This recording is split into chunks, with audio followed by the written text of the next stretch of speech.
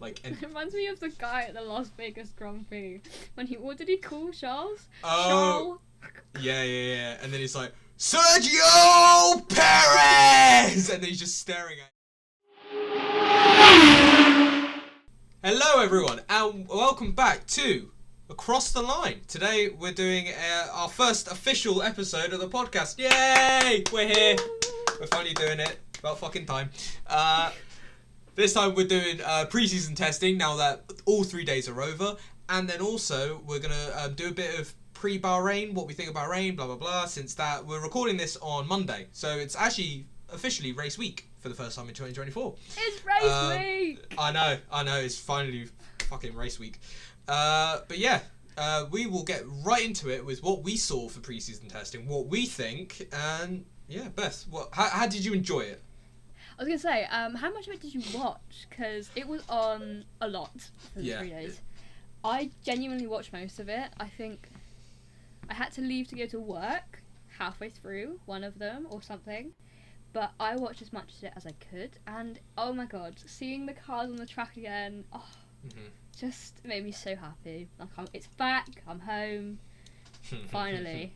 I know, I mean, for me it was the other way around. I was at work, and then I'd come home, and pre-season testing was, I'd be half an hour into the second session of the day. But no, so what I got to watch, I mean, I didn't watch too much. I watched bits of it, but it was interesting because obviously Sky would release and Formula One officially would release highlights, so you can always just watch those. But day one, first day, Okay. Brilliant day. Yeah. So day one, I mean, one thing that they made clear a lot was day one particularly, the timings don't matter. It's about like mileage and data for the teams, but I still think, even though it's just testing, it can give maybe some indication of what we can. It does give us some indication of what we can expect soon in Bahrain over the next season. So day one, what? Go on. I mean, for testing, I mean, I never like to make assumptions with times and everything. What I prefer to do is to look at the cars, and then you can make predictions off those cars. That's probably as close as you can get, I guess, because especially with the timings, you don't know the fuel of the car.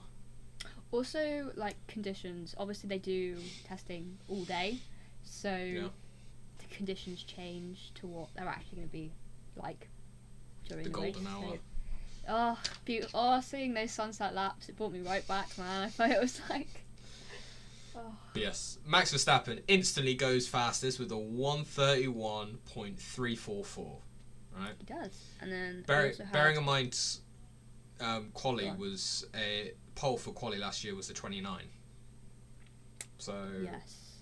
The top 5 on day one was rather... I mean, I was enjoying myself thoroughly because it was obviously Max, then we had Lando, Carlos, Daniel Ricciardo up with the Racing Bull, and Pierre Gasly with the Alpine.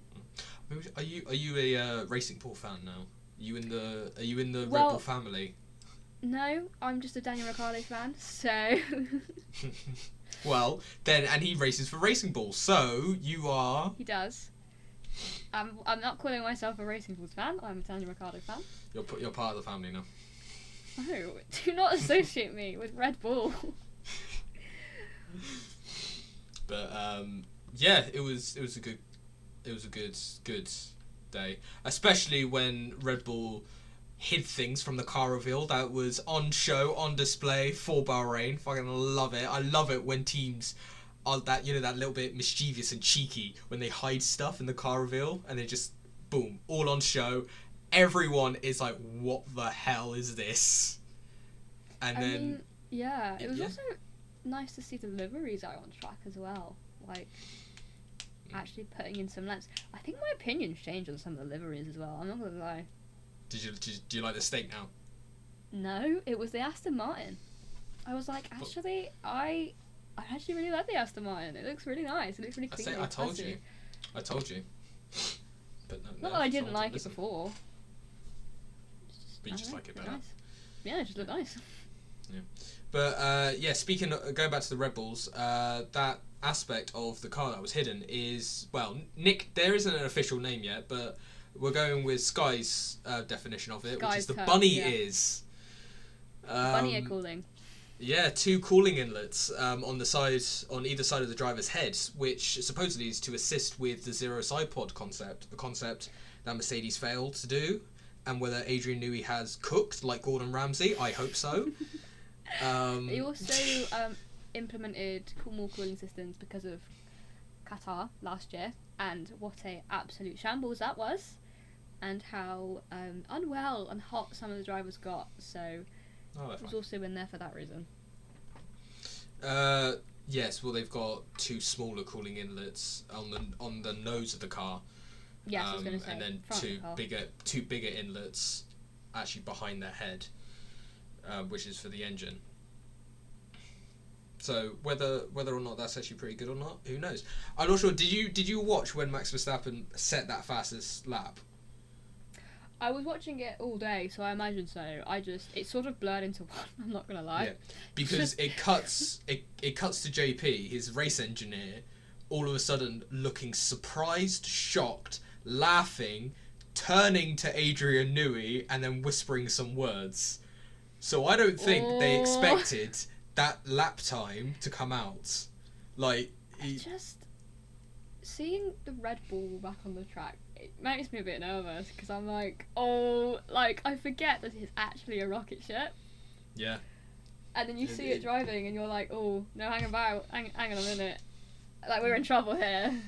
I mean, they were right on the money with the fact that if they didn't do this dramatic changes, they would have been caught up by 3-4 teams. Because there wasn't that, like, the RB19 was all on display thanks to Perez, so everyone could just copy it, make their own version of it.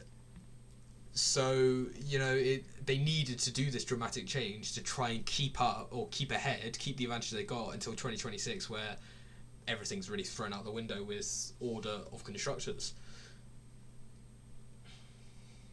Yeah, I mean, I read somewhere, I think it was an article, it might have been on the F1 app, that what we saw, like the gap between the Red Bull and the other cars, is going to be a lot bigger than we think or thought it was going to be. Something like that. I could be completely incorrect here. But, because obviously the lap times were quite close during testing, and it gives me a little bit of hope, but then again, I don't think we've seen Red Bull. I don't think we've seen all of its potential here. Not yet. No, I did see a few articles as well that has research behind it to suggest the Red Bull was on low fuel mode, and right. So it was really hiding majority of its potential. That scares me. That really scares me. But another team that has actually a really strong showing, not only in day one, so from the beginning, but throughout all 3 days, was the sister team, Racing Bulls. I was going to say Racing Bulls. I had that as well. Daniel, obviously day one. P4. Coming in for P4. And then also day 2, he was P5. And then day 3, Yuki was P5. So something's gone on at Racing Bulls over the winter break. It looks like a solid car. Like, they were able to get long runs out of it. The reliability is definitely there. Again, I don't want to assume about race performance and lap times, because it doesn't mean that much. And it was like last year where everyone thought Alpine was actually going to be up there with constructors. They spoke about this. And I think it was Alpine, where Alpine made all these, like, they were saying how with their cars they've made all these like strides forward, and then it came to testing, it was a bit like, where's all this that you've promised, something like that. I think it was Alpine. Yeah, it was. And then, so I don't know, it can easily flip it on its head, where a team like Williams perhaps have just hidden their potential completely, and then Red Bull and Racing Bulls have got everything on the cards. Williams for me was so obviously I think it was like day 1 or day 2, Alex's engine. Well, not his engine. He stopped and he was called out. His car was dragged out. At first, there was a speculation it might be fuel, but I think it was either confirmed that it was reliability issues, which is not a good sign. And then obviously we had Logan spinning out multiple times, and some drive shaft issues apparently. So that's not fulfilling me with the greatest of hope for Williams if they've had quite a few issues in testing. But then again, they have time to adjust and fix between now and the start. I mean, out of all the constructors, it was Williams that got the least amount of laps in. Yes, and their by car some was margin. only made ready recently. Yeah. It was unfortunately by some margin where thankfully I've got laps here. Like Haas were the ones that put in the most laps with 441. Wow. And compare that to Williams, who did 299. There was also the red flag in day 3 threw people off a bit as well, because they then just continued racing the entire day. So it was whether people were deciding. Yeah, they changed a few to swap of over. the. Yeah, they changed a few of their the driver schedules, because Verstappen was I can't remember. Yeah, Verstappen was supposed to be in the car, but then Checo stayed in it. Yeah. Yeah. What else do I have? Oh, on day 1, we just spoke about this off camera, but there was a lot of talk, obviously, about Lewis's move to Ferrari and the potential for the Mercedes, who's going to step into that seat, and there was a lot of talk about F2 driver Kimi Antonelli, which made me very excited. And there was also talking about Oliver Behrman and potential with Haas, and also Alex Albon, and how James Vowles has made it very clear that Alex Albon is a Williams driver and he belongs to Williams. He does not want to see that guy go, and fair play to him. You wouldn't want to see him go anywhere. No, he's a good driver. Williams has got a good driver with Alex Albon.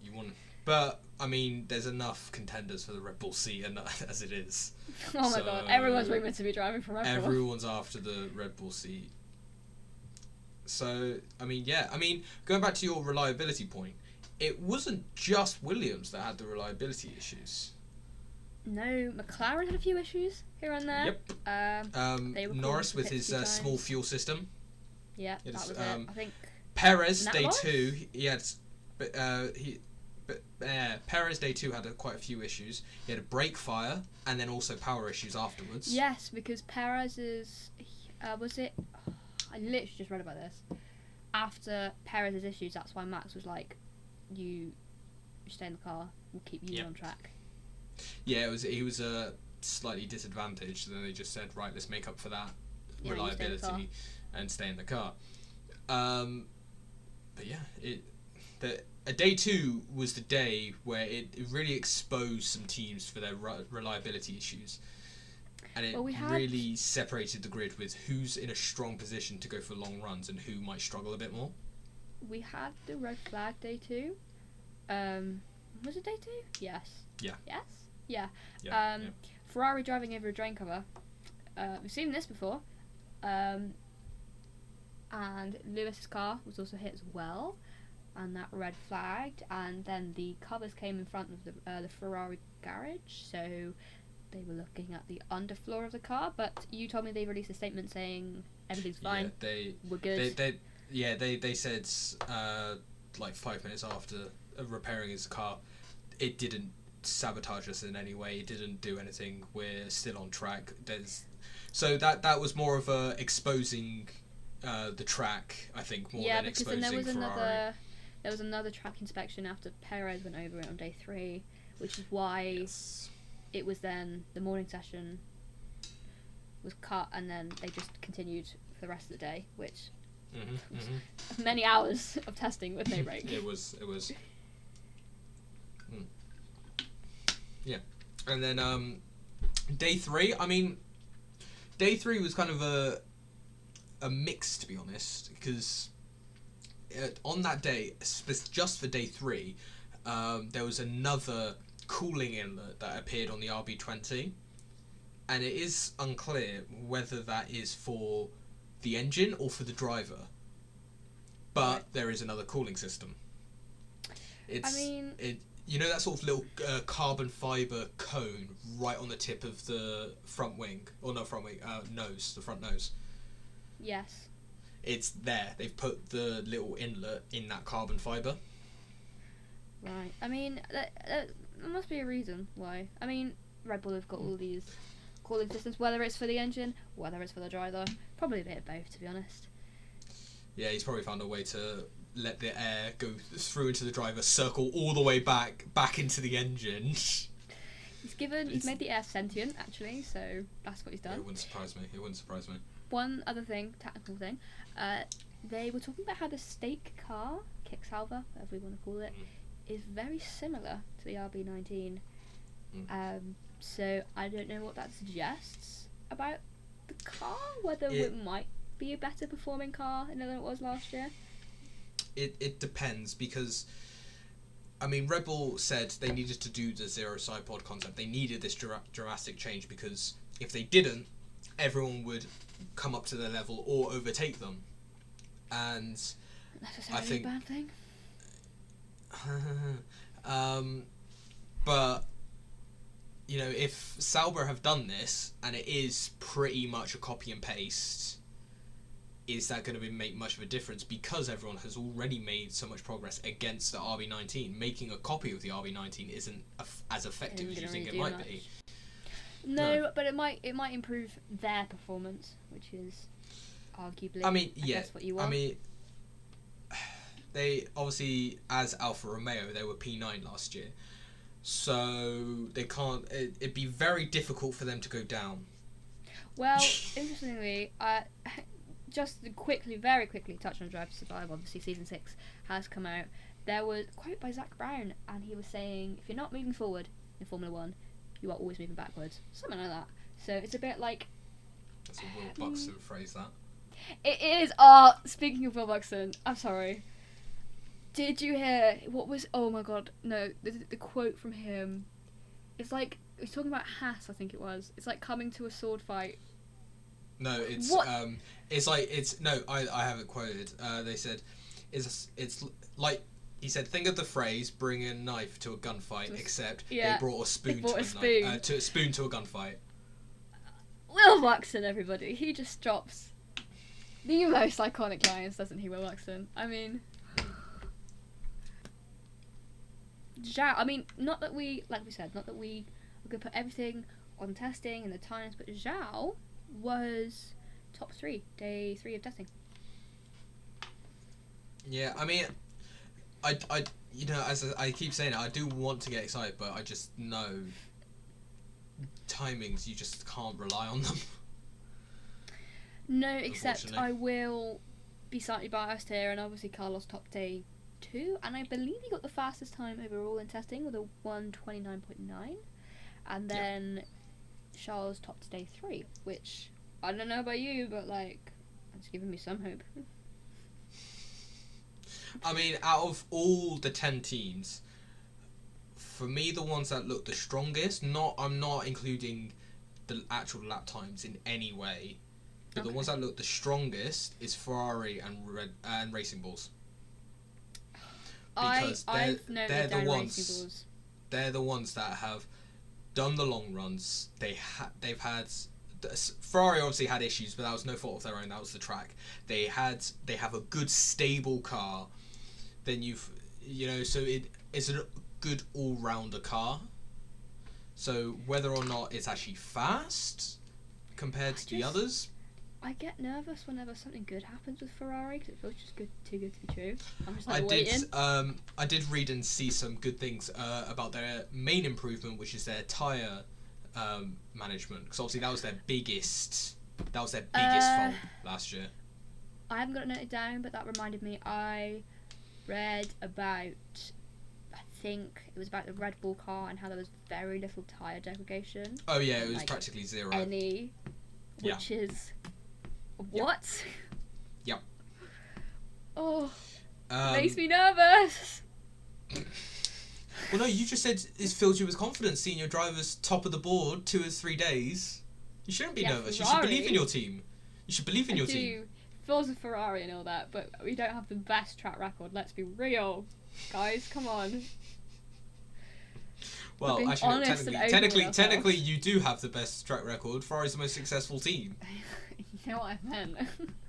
No, I don't know what you meant. They're the most successul team. Did you watch last season? Were you there? That they still were the most successful team. Weren't they Carlos, one of Carlos the two constructors that won a race last year? Carlos Sainz.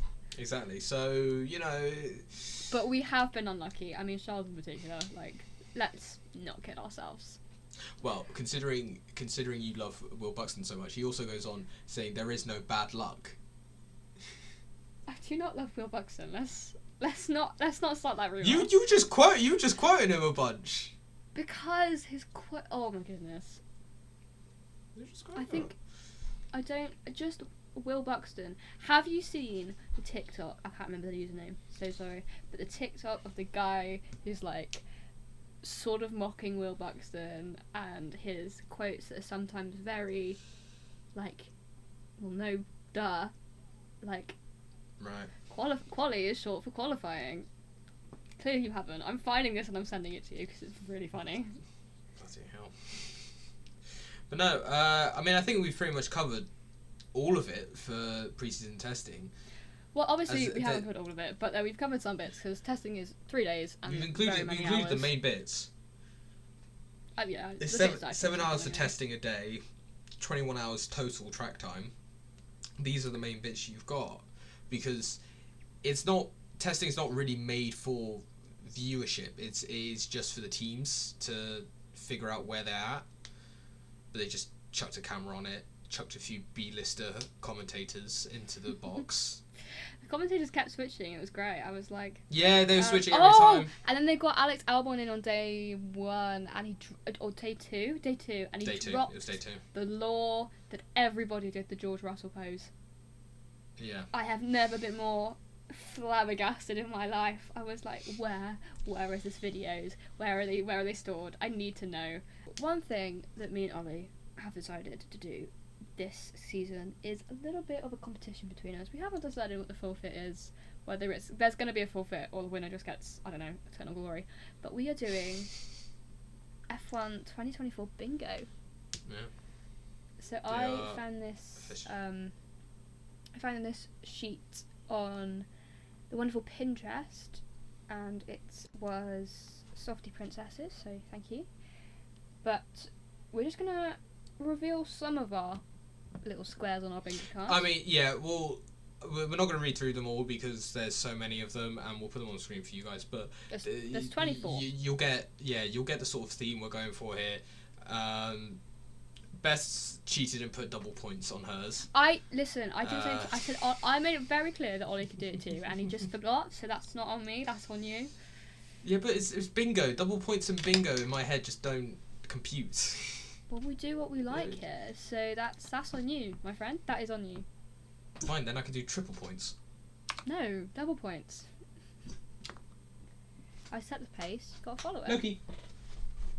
I know the one that we've both got is Lando takes his first win. Yes, it is. Yeah. And I am manifesting it with every bone in my body. The Lando takes his first win. But so I've got a team principal / like CEO, someone high up, basically loses their job, and you've also got one quite similar to that.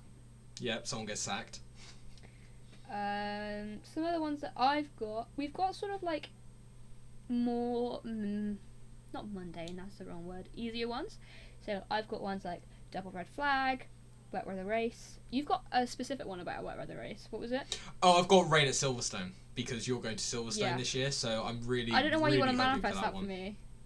That's really Listen, quite right, everyone has got to experience Silverstone and got to experience it in the rain. My sort of things is like 5 teams on the podium across. I'm hoping for another Albon Masterclass top 7. I don't have anything about Alex, but I have Logan Sargent gets points, so praying for that. Yeah, gets points by actually driving in the top 10 this time, not getting boosted up because of penalties. Well, yeah, I just wanted to score points. That'd be great. One we've also got similar is I've got Oscar outperforms Lando in one race, and you've got Oscar outperforms him in qualifying. Yes, I do. Yes. Yes, and I'll just do one more. Max doesn't win a race is on my 2024 bingo card. Yeah, I've got him winning specifically his home Grand Prix, the Dutch Grand Prix. I've got Charles winning his home Grand Prix. Well, I said, and so this is a double points. I said a home race win.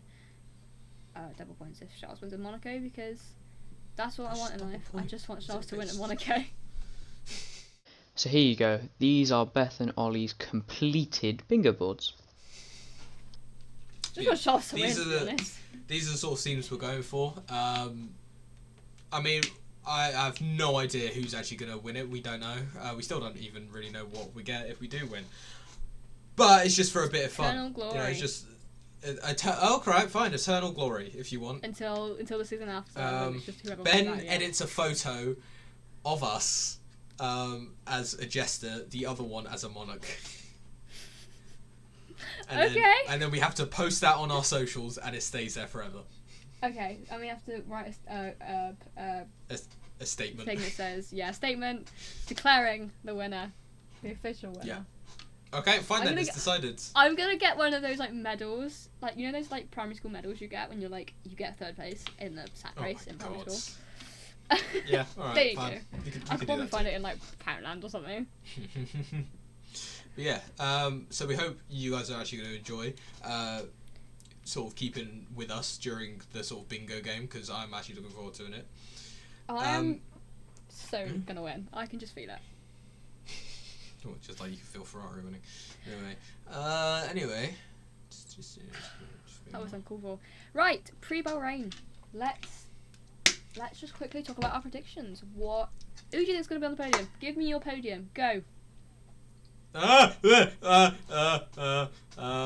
Max. Yeah.